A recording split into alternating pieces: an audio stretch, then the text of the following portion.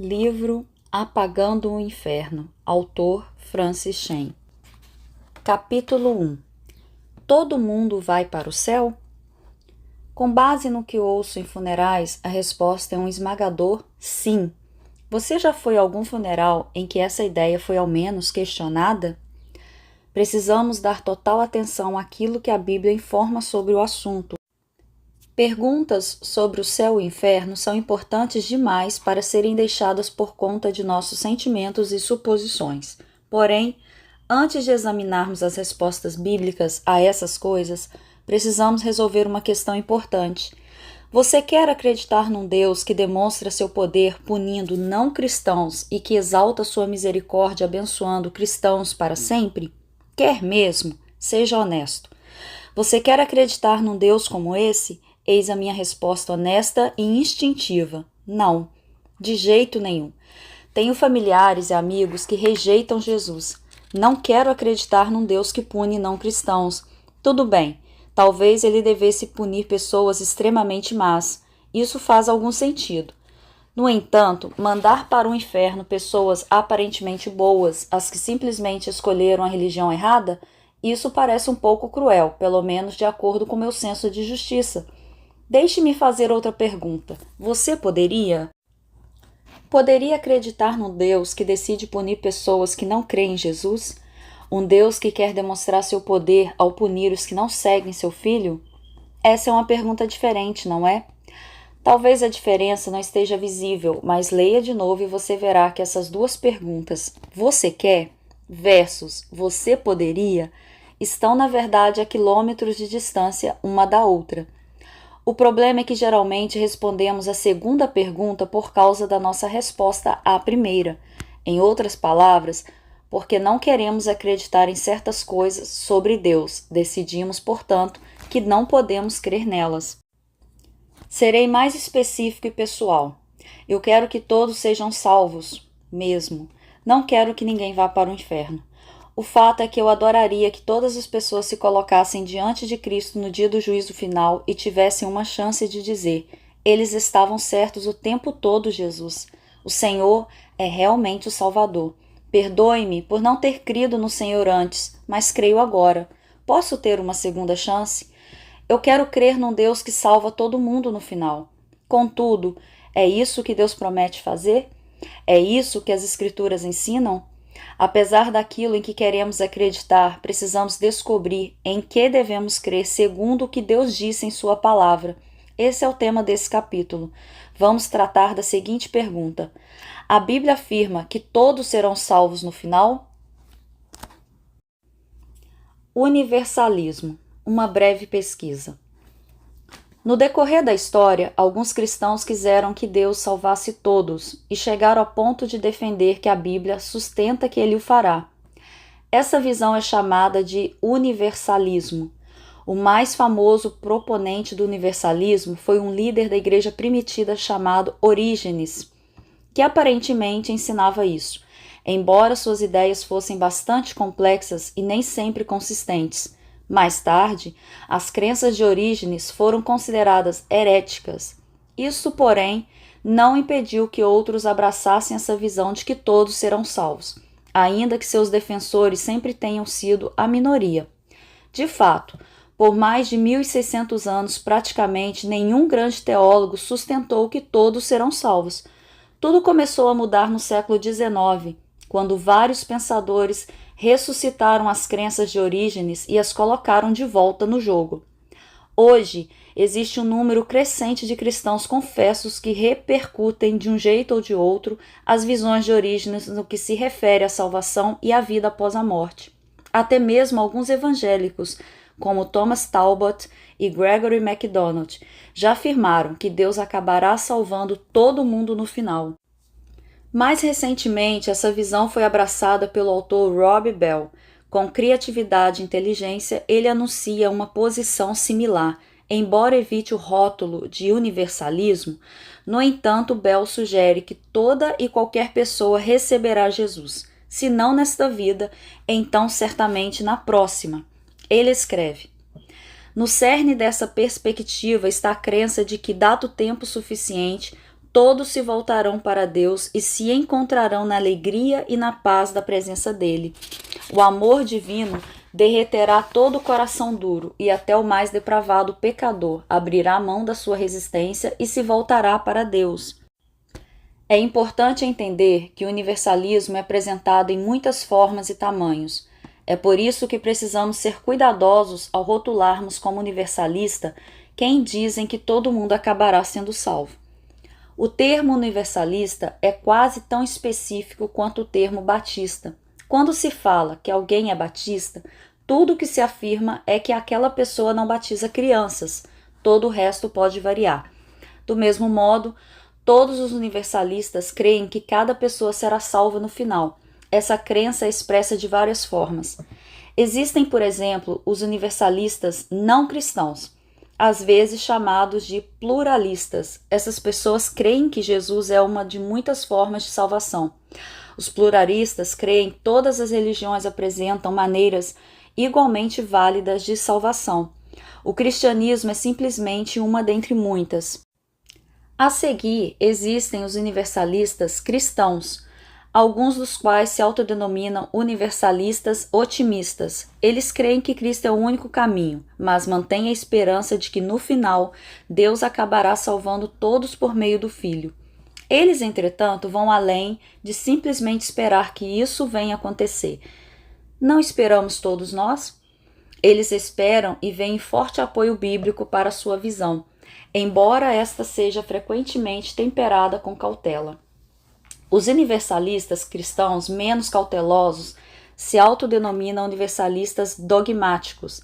Tal como o grupo anterior, eles creem que Cristo é o único caminho, todavia vão um pouco além e dizem que a Bíblia ensina claramente que todos serão salvos.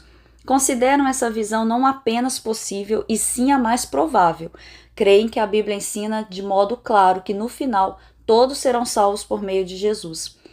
É importante então entender que os universalistas, cristãos, otimistas e dogmáticos acreditam na salvação pela graça por meio da fé em Cristo e somente em Cristo. Não há nada de não tradicional nisso. A diferença é que eles acham que depois da morte as pessoas terão outra chance ou outras chances de crer em Jesus e ser salvas. O universalismo na Bíblia. Mas como eles chegam a essa conclusão? Por mais atraente que seja esse pensamento, há alguma coisa na Bíblia que apoia a ideia de que Deus acabará salvando todo mundo? Talvez. À primeira vista, algumas passagens parecem apoiar a noção de que todos serão salvos. Depois de olhar com mais atenção, porém, não parece que os textos fornecem esse apoio. Não temos tempo ou espaço para analisar cada passagem usada para sustentar o universalismo cristão, de modo que analisaremos algumas das principais. Filipenses 2, 1 Coríntios 15, 1 Timóteo 2 e Apocalipse 21. Por fim, veremos o que há na Bíblia sobre escolher Jesus depois da morte. Todo joelho se dobrará. Se você estivesse numa ilha deserta e encontrasse uma garrafa vazia com uma transcrição de Filipenses capítulo 2, do 9 ao 11, dentro, provavelmente se tornaria um universalista. Depois de falar sobre a vida humilde, a morte e ressurreição de Cristo, Paulo escreve: Por isso Deus o exaltou à mais alta posição e lhe deu o nome que está acima de todo nome, para que ao nome de Jesus se dobre todo o joelho nos céus, na terra e debaixo da terra, e toda língua confesse que Jesus Cristo é o Senhor, para a glória de Deus Pai. A frase-chave é: se dobre todo o joelho, e toda língua confesse que Jesus Cristo é o Senhor, versículos 10 e 11. Por si só, isso poderia significar que todo indivíduo que já viveu aceitará Jesus e se não nesta vida, certamente na próxima.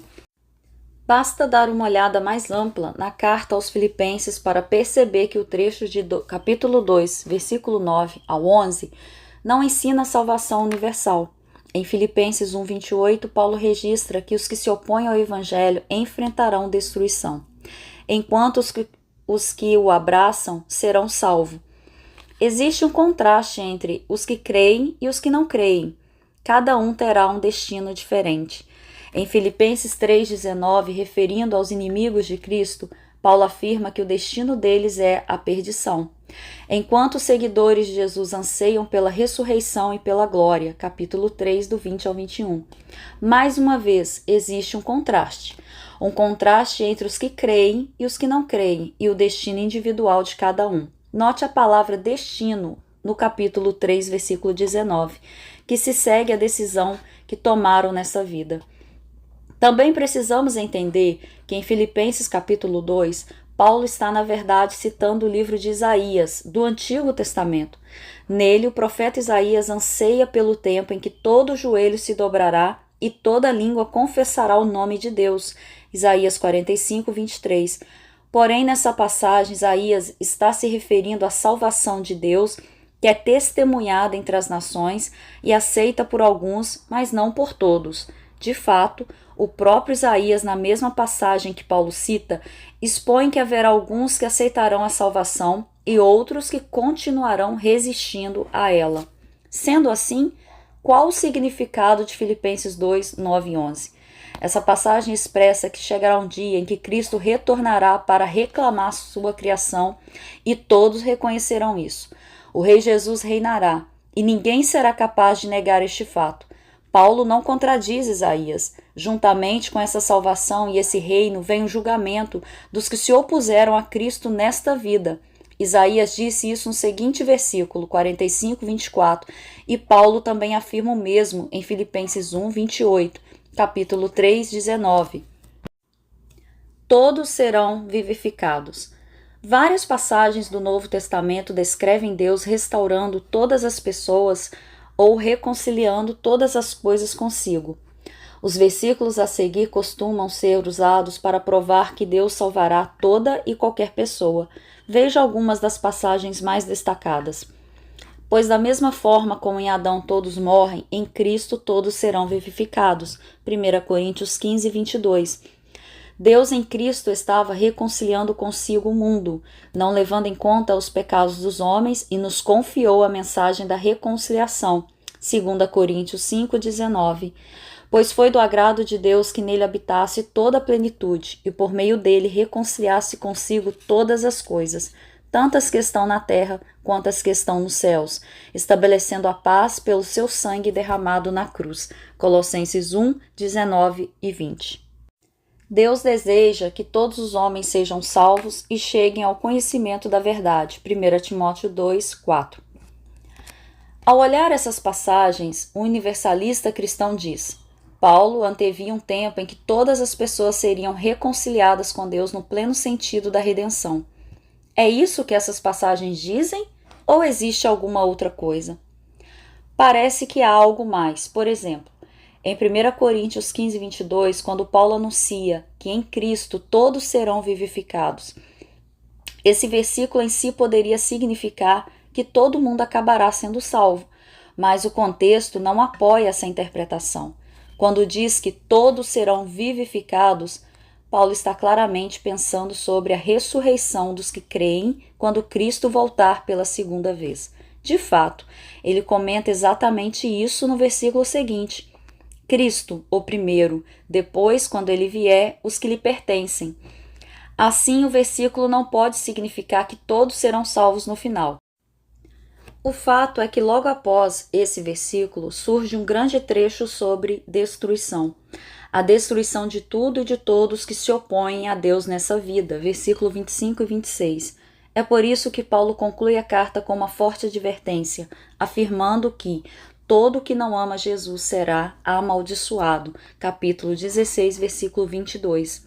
Portanto, nesse caso, todos não significa toda e qualquer pessoa, e é bom ter isso em mente ao examinar 1 Coríntios 15, 22 e outras passagens similares. É preciso descobrir o significado de todos com base no contexto. Quando Marcos, por exemplo, disse que toda a região da Judéia e todo o povo de Jerusalém vinham a João para ser batizado por ele, Marcos 1,5, ele certamente não se referiu a 100% das pessoas da Judéia, cada homem, cada mulher e cada criança. Todo e toda aqui simplesmente denotam um grande número de pessoas. Em Atos 21, 28, Paulo é acusado de pregar a todos em toda parte. Será que Paulo realmente pregou o evangelho a todas as pessoas da terra? Mais uma vez, todos significa uma grande quantidade de pessoas em muitos lugares diferentes, mas não todo e qualquer indivíduo. Portanto, todos nem sempre significa todas as coisas ou todas as pessoas, e o mesmo vale para 1 Coríntios 15, 22, como fica claro pelo contexto. O todos que serão vivificados em Cristo refere-se a crentes de todos os tipos, não a cada ser humano. Deus consegue o que deseja? O mesmo acontece em 1 Timóteo 2,4, que assegura que Deus deseja que todos os homens sejam salvos. Poderíamos ir adiante e extrair uma pergunta provocativa desse versículo. Deus consegue o que deseja? Isso levaria a uma reviravolta retórica. É claro que Deus recebe o que deseja. Se não fosse assim, ele não seria Deus. Ou, se ele é Deus, então não é muito poderoso. Espere um pouco. Essa pergunta sobre Deus ter o que deseja ignora duas outras questões importantes sobre o versículo em questão. Primeiro, qual o significado de todos? E segundo, qual o significado da palavra deseja nesse contexto? É bem fácil responder a primeira pergunta à luz da nossa discussão anterior. Mais uma vez, o contexto é a chave. Apenas alguns versículos antes, Paulo ordena a Timóteo que ore por todos os homens. 1 Timóteo 2, 1. E essa recomendação está baseada no desejo de Deus de salvar todos os homens. Versículo 4. Se considerarmos o segundo, todos os homens, como toda e qualquer pessoa, então certamente teremos de considerar o primeiro, todos os homens, da mesma maneira. Será que Paulo realmente quer que passemos por uma lista de oração que inclui cada pessoa da face da terra? Talvez não fosse má ideia, mas não creio que esse seja o objetivo de Paulo aqui.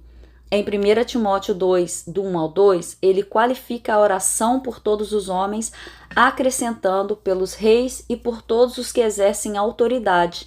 Parece que Paulo está insistindo com Timóteo para que ele ore por pessoas de todos os tipos, até mesmo pelos líderes romanos que poderiam perseguir cristãos.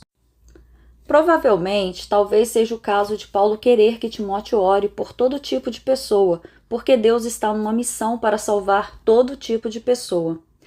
Então, o que Paulo quer dizer com deseja? Esta questão é um pouco mais complicada, pois essas palavras podem ter significados muito diferentes. Seja qual for o caso, a palavra deseja não significa necessariamente que Deus está fazendo tudo o que pode para obter algo que queira. Assim como, se eu quero mais café, simplesmente vou até o balcão e pego. Na verdade, Paulo, que disse que Deus deseja que todos os homens sejam salvos, também afirmou que Deus deseja que todos os cristãos sejam sexualmente puros. 1 Tessalonicenses 4:3. Você já conheceu um cristão que não fosse sexualmente puro? Isso implica que Deus não está recebendo o que deseja? Para compreender o significado de desejar, é útil considerar o que os teólogos chamam de vontade moral e vontade decretiva de Deus. Algumas coisas podem ser parte do desejo de Deus para o mundo, mas esses desejos podem enfrentar resistência. Deus não deseja que as pessoas pequem, entretanto, ele permite que isso aconteça, porque os humanos são agentes morais que costumam fazer escolhas más. Deus não é um animador de marionetes que mexe as cordas de todos para que se encaixe na vontade dele. É por isso que o Senhor nos ensinou a orar usando termos como seja feita a sua vontade, assim na terra como no céu. Mateus 6:10. O desejo de Deus, sua vontade moral, sofre resistência. Em seguida, temos a vontade decretiva de Deus. Ela se refere àquilo que Deus faz acontecer independentemente da decisão dos humanos. Ele às vezes usa nossas escolhas ruins, nossa rebelião contra sua vontade moral, para realizar sua vontade decretiva. Em outras palavras, existe uma diferença entre os valores que agradam a Deus, vontade moral, e os eventos que ele faz acontecer, a vontade soberana. Está ficando pesado demais? Talvez uma ilustração venha ajudar. Em Juízes 14 e 16, lemos sobre um sujeito imprevisível chamado Sansão. Embora fosse poderoso na batalha, sua bússola moral era bastante falha. como se pode ver em seu amor por mulheres pagãs. No início da história, Sansão apaixonou-se por uma mulher filisteia, o que era contra a vontade moral de Deus. Juízes, capítulo 3, do 1 ao 6. Contudo, segundo Juízes, capítulo 14, 4, o caso amoroso de Sansão vinha do Senhor.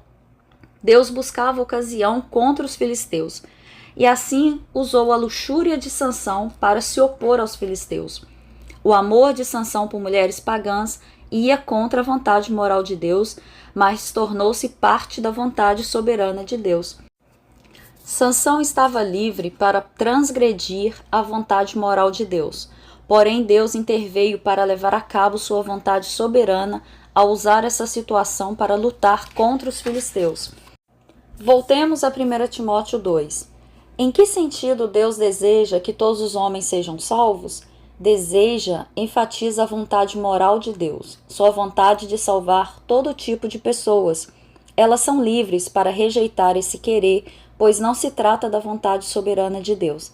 Apesar de tudo, o versículo capta o coração de Deus. Desse modo, a pergunta, Deus recebe aquilo que deseja? Deixa implícito que se ele não salvar todos como se propôs fazer, então ele é um fracasso. Contudo, na melhor das hipóteses, essa é uma suposição ingênua.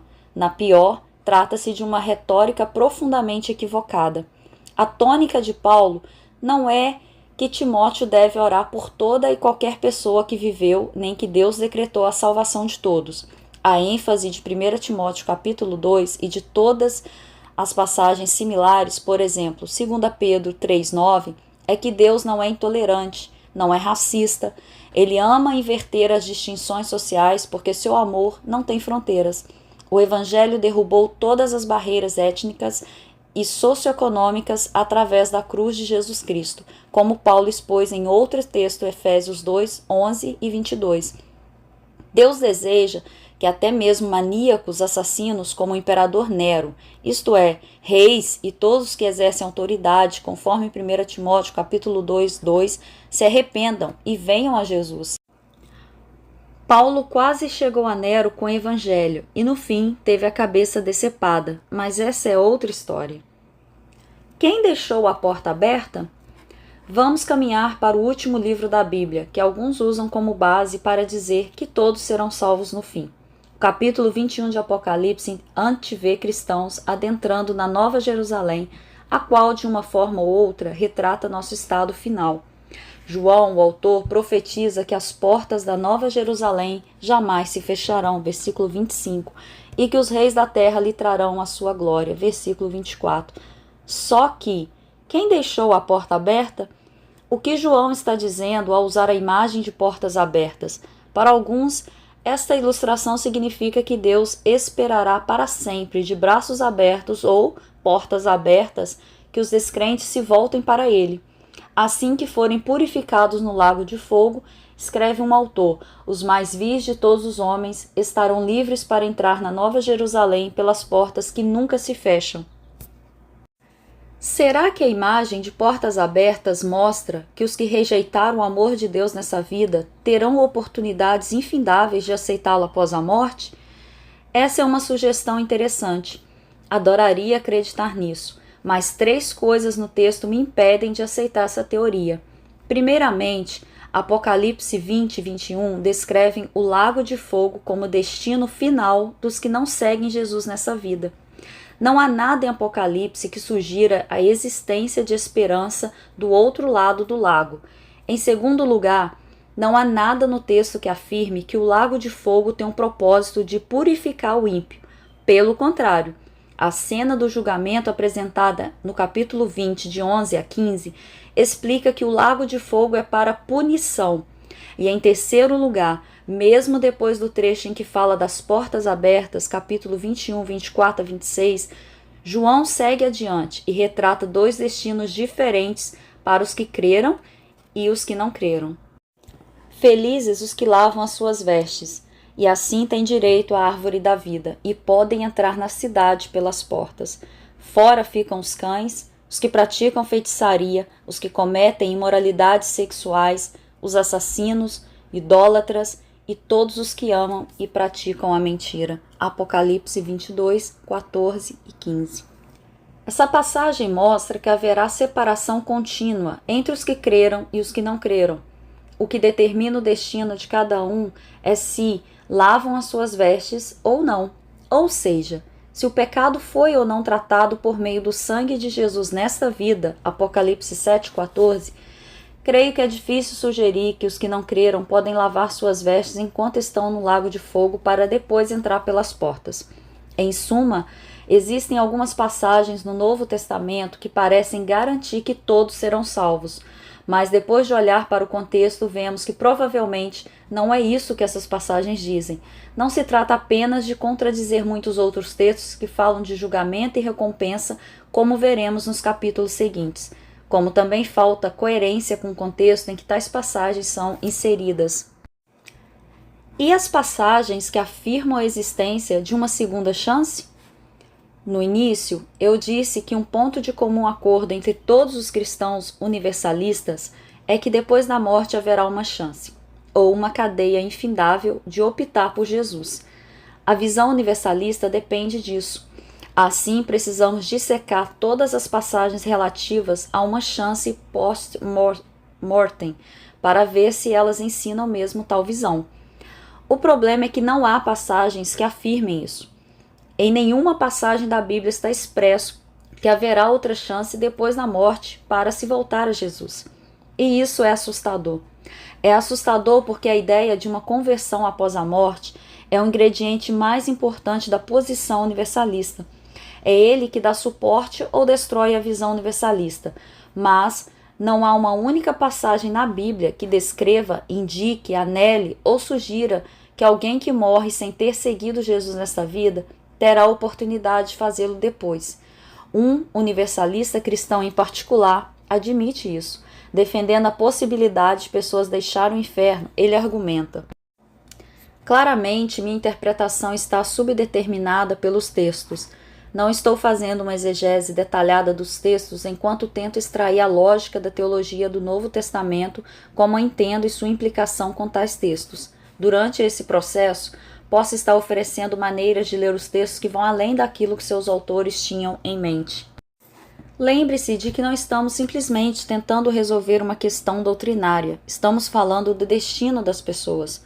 O pensamento de que alguém esteja se fiando nessa segunda chance depois da morte, embora os autores bíblicos nunca tenham dito isso explicitamente, é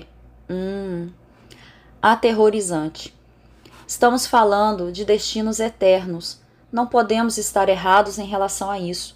Fazer uma defesa apaixonada de que o amor divino derreterá todo o coração duro e até o mais depravado pecador abrirá mão de sua resistência e se voltará para Deus, e isso sem evidência bíblica clara, é incrivelmente perigoso, especialmente se você for um depravado pecador e as coisas não funcionarem desse jeito. Se o médico diagnostica que sua filha está bem e ela morre 3 dias depois, você certamente chamará as autoridades.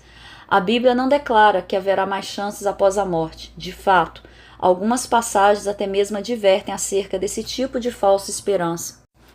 Quando se aproximava do final da sua vida, por exemplo, Jesus contou uma parábola sobre segundas chances, Lucas capítulo 13, 22, 30. Jesus está a caminho de Jerusalém e seus discípulos perguntam quantas pessoas serão salvas. Jesus responde que poucos serão salvos, mas o que é ainda pior é que muitos dos que acham que serão salvos acabarão do lado de fora do reino, por assim dizer. Do lado de fora, eles baterão na porta para ver se Jesus os deixa entrar. O que acontecerá quando Jesus vier à porta? De acordo com os que creem na existência de uma outra chance após a morte, Jesus responde: entrem. Ele tem de fazer isso, não é mesmo? É cruel pensar que Jesus responderia de outra maneira. Seria impiedoso e injusto. Será que Jesus poderia realmente retrucar? A porta está trancada. Sinto muito. Se tivessem chegado antes, eu poderia ter feito alguma coisa. Agora, porém, é tarde demais? Sim, na verdade ele poderia. Embora desejamos que a porta se abra, Jesus afirma que fará o oposto. Quando o dono da casa se levantar e fechar a porta, vocês ficarão do lado de fora batendo e pedindo: Senhor, abre-nos a porta. Ele, porém, responderá: Não os conheço, nem sei de onde são vocês. Então vocês dirão: Comemos e bebemos contigo e ensinaste em nossas ruas. Mas ele responderá: Não os conheço, nem sei de onde são vocês. Afastem-se de mim, todos vocês que praticam o mal. Ali haverá choro e ranger de dentes, quando vocês virem Abraão, Isaque e Jacó e todos os profetas do reino de Deus, mas vocês serão excluídos. Lucas 13, 25, 28. Essa passagem não deixa qualquer indício de que a porta ficará permanentemente aberta. Se Jesus acreditava numa segunda chance para aqueles que o rejeitam nessa vida, então a parábola é perigosamente enganosa. Para aqueles que seguem Jesus, existe vida eterna na presença de Deus, mas para aqueles que não seguem, haverá punição. E como vimos neste capítulo, a Bíblia não parece dar esperanças de uma segunda chance. Como isso é assustador para os que se virem para o outro lado da porta, querendo entrar, batendo e implorando, desejando que tivessem feito escolhas diferentes enquanto tinham a oportunidade. É muito importante pensar nessa parábola. Jesus não deixou essas palavras simplesmente para que um dia as discutíssemos em um livro. Como todo o texto bíblico, esta palavra tem o propósito de mexer com a nossa alma. Reserve um tempo para ao menos lê-la outra vez. Leia com cuidado, leia com convicção, ciente de que haverá pessoas do lado de fora num terrível lugar de punição, um lugar chamado inferno.